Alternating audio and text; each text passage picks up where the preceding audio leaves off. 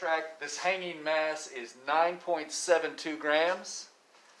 This one is 210.0 grams.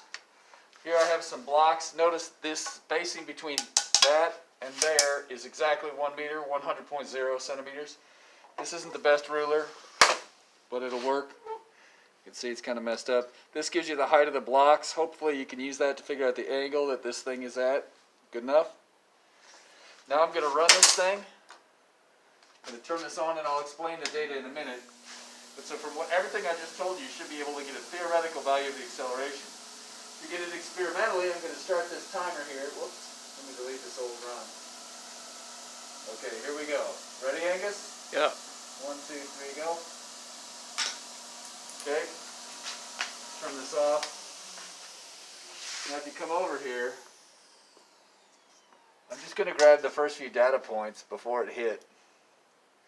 So I can tell, you can see the numbers are still going up, so let's just go to about right there. I'm going to copy that data, paste it in here. I'll explain what the data is in a sec.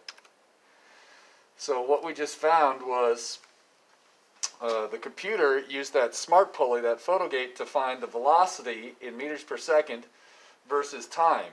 And here you can get a plot. This is the trend line of that plot. So from that, you should be able to get an experimental value of the acceleration to compare to the theoretical. That's it.